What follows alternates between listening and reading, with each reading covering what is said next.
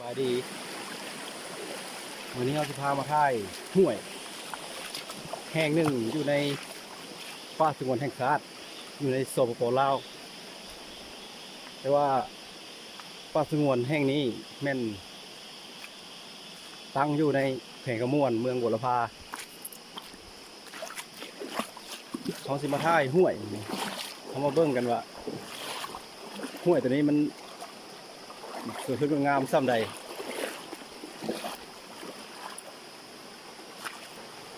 อย่าลืมกดไลค์กดแชร์กดติดตามแล้วก็อย่าลืมกดกระดิ่งเพื่อชมคลิปใหม่ๆที่เราที่เอาลงมาให้ท่านชมได้เบิ่ง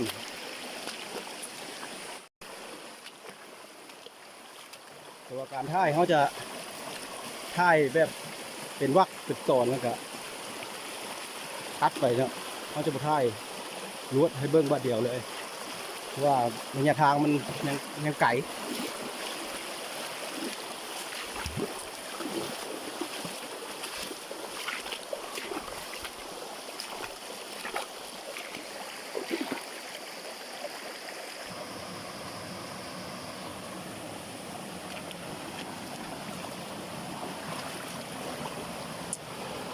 การถ่ายของมันจะมัวๆนิดนึงเนาะน้ำเข้าฝนตกวานนี่มือ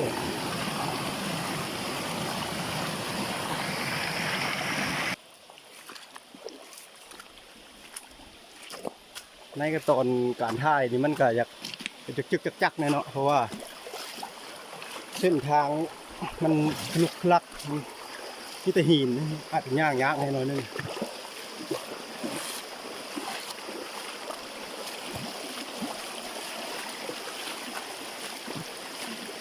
เส้นทางมันก้อนหินเป็นก้อนหินใหญ่มัน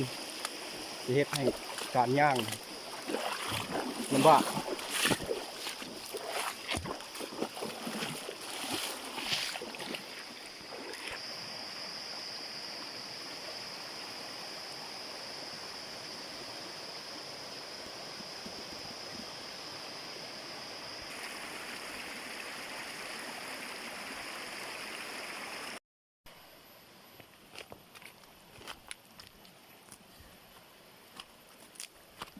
หนทางมันอาจจะยากหน่อยนึงบางข้างหน้าอาจจะมีสิ่งกีดขวางเป็นกิ่งไม้หรือขอนไม้ที่มันไหลมาติดก้อนหินเพราะว่าในช่วงฤดูฝนมันจะเฮ็ดฝนตกหลายน้ำหลายพัดกับกิ่งไม้ง่าไม้ต้นไม้ลงมาตามสายน้ำมันจะมาติดเป็นก้อนหินก็เลยเป็นสิ่งกีดขวางหน่อยนึง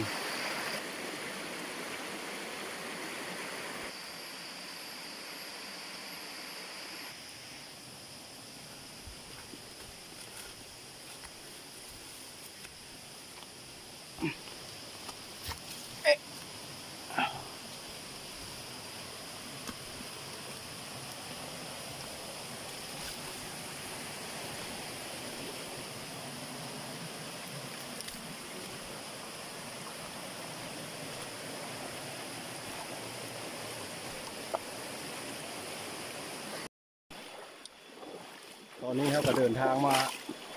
ไก่พอสมควรแล้วเขาจะไปต่ออีกไปเรื่อยๆว่าห้วยข้างหน้านี่มันจะเป็นอะไรมันจะงามทำไรธรรมชาติมันจะงามทำไรนะธรรมชาติเป็นต้นไม้เป็นพืชเป็นสิ่งที่อยู่ในห้วยนี่แหละมันสวยสดงามสมใดเอาไปเบิ่งนำกันข้างหน้า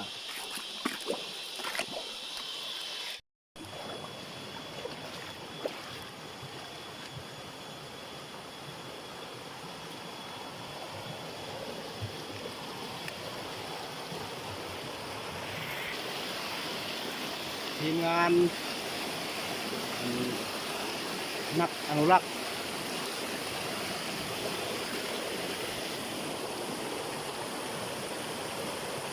เ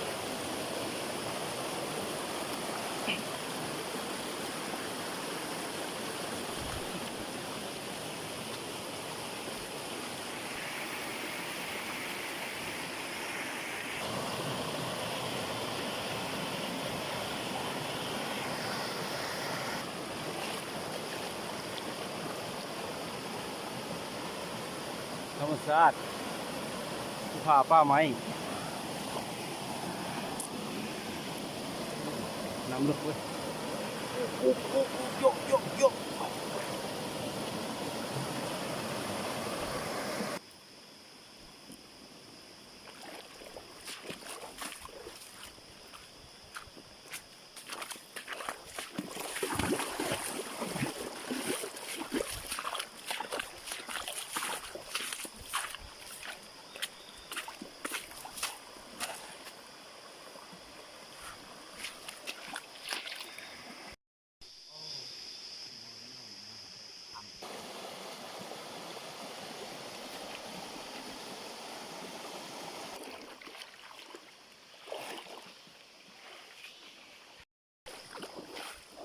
นี่ก็เป็นทีมงานลาดตระเวนของพวกเราที่ย่างเดินทางไปก่อน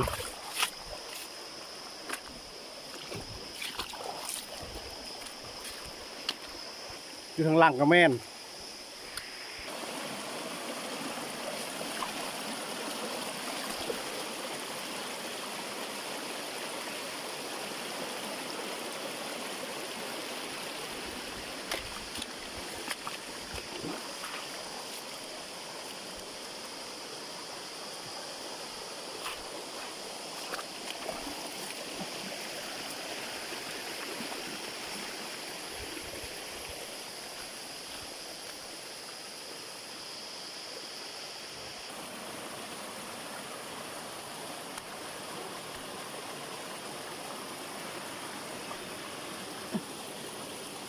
นะเออ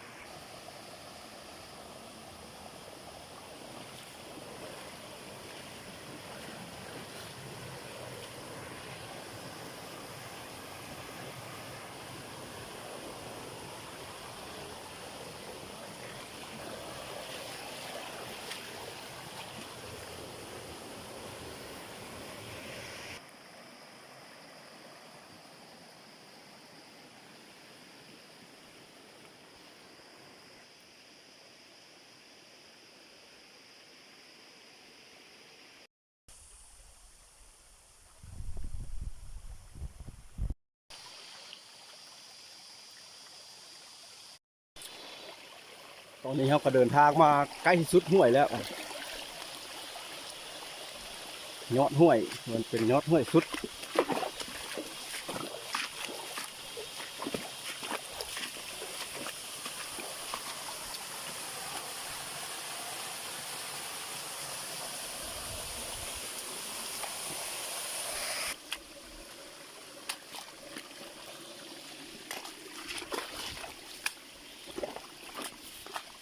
ยอดห้วยอาจจะเป็น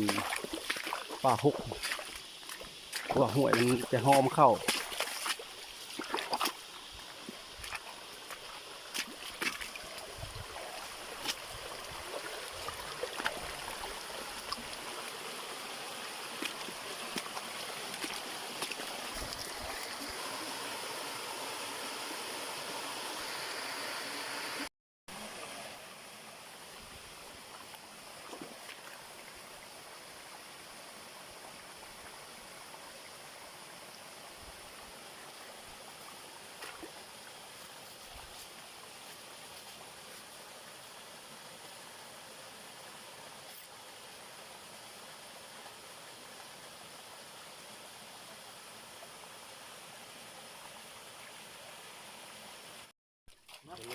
ตอนนี้ทีมงานเท่ากับเดินทางฮอดจุดหมายปลายทางแล้วนะ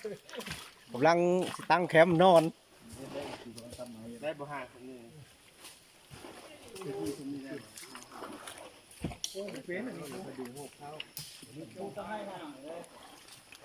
ได้บ่สนิท